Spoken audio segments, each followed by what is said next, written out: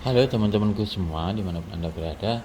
Ini saya mau uh, mereview ya, bisa dikatakan mereview tentang Xiaomi Redmi 9C di tahun 2024.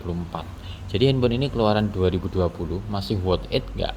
Masih, jika dibeli kondisi second di tahun 2024 itu bagaimana? Apakah masih worth it atau bagaimana? Oke, kita lihat sekilas aja. Jadi saya tidak akan mereview secara mendetail, yang spesifikasi secara mendetail, karena ini untuk umum saja, yang setengah awam gitu ya. Jadi yang penting-penting saja, tidak terlalu mendetail seperti prosesor jenis apa, yang terlalu mendetail tidak. Mungkin banyak yang sudah mereview. Yang jelas ini saya mau mereview jika kita beli second di tahun 2024, ini sudah bulan 9, itu masih worth it kak untuk 9C keluaran tahun 2020. Oke, kita lihat sekilas tentang spesifikasi untuk handphone ini ya. Spesifikasinya yang jelas seperti ini. MIUI-nya MIUI 12, bisa diupdate nanti. Nah, untuk memori penyimpanannya 64 GB seperti ini, dan keseluruhan spesifikasinya paling enggak nih. Ini yang paling sering ditanyakan oleh orang itu kan, RAM-nya berapa, memori internalnya berapa. Masalah yang lain-lainnya nomor kesekian, bahkan bisa jadi banyak yang tidak penting. Yang penting RAM-nya berapa, internalnya berapa.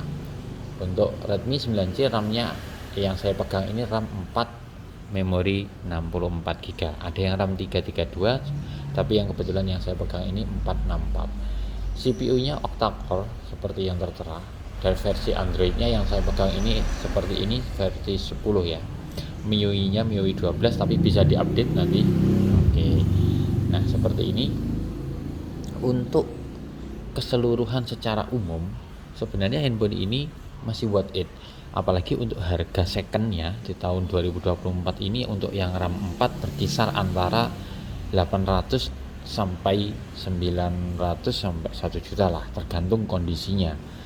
Untuk kelas-kelas anak-anak ya, anak-anak SD, SMP, mungkin masih SMA, masih worth it lah untuk memori penyimpanan 64 GB dan RAM 4. Tapi untuk orang yang sudah bekerja, banyak menyimpan data, butuh kamera yang bagus, saya kira ini kurang worth it. Jadi handphone ini worth it untuk kelas menengah ke bawah, karena harganya pun di bawah 1 juta. Jadi ada harga ada rupa gitu ya, ada harga ada rupa.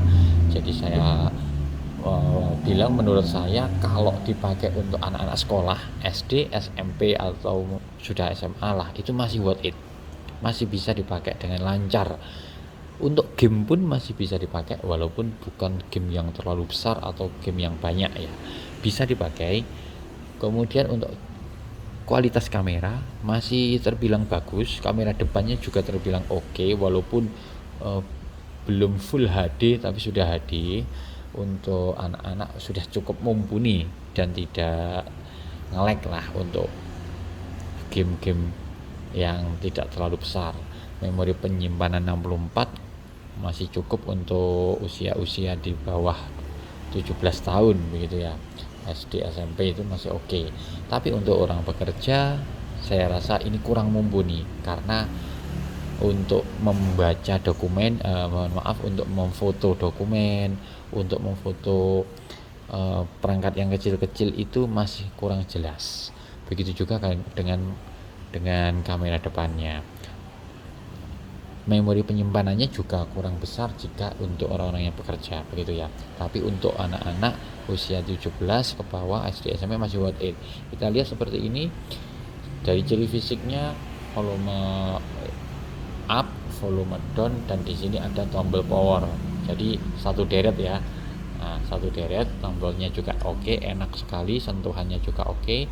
Kalau ke bagian belakangnya, bentuk kameranya mengotak seperti ini, dan di tengah ada fleksibel,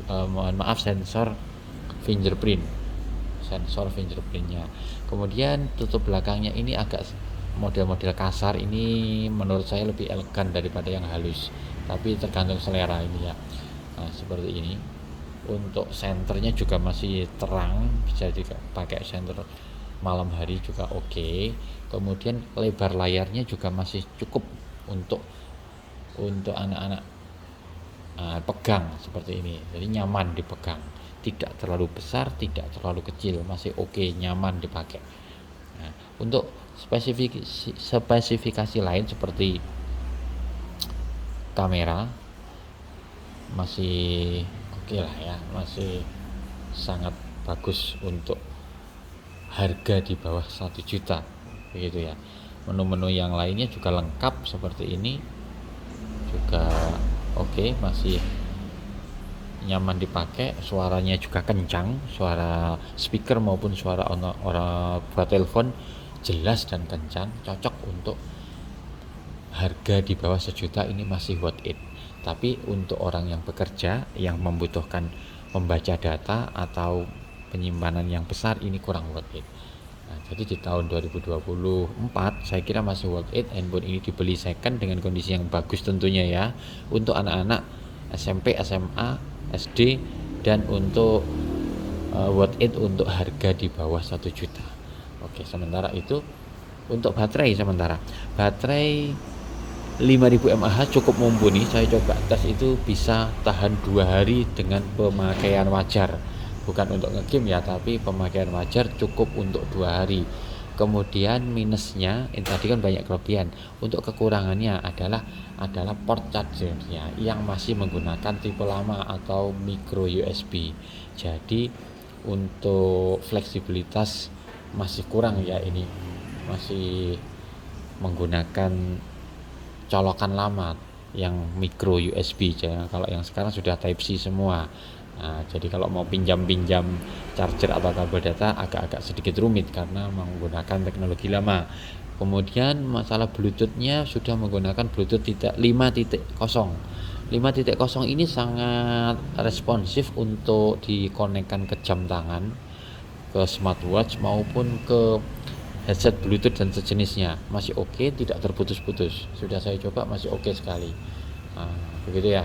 Untuk yang lainnya tergantung kondisi lah. Misalnya kondisi fisik, kalau beli second ya, kondisi fisik, kondisi charger itu tergantung kondisi. Cuma menurut saya ini masih worth it dibeli dengan harga di bawah 1 juta dan digunakan oleh anak-anak SD, SMP maupun SMA, tapi tidak recommended untuk orang-orang bekerja yang memerlukan banyak menyimpan data dan membutuhkan kamera yang bagus. Sementara itu review kali ini semoga bermanfaat. Assalamualaikum warahmatullahi wabarakatuh.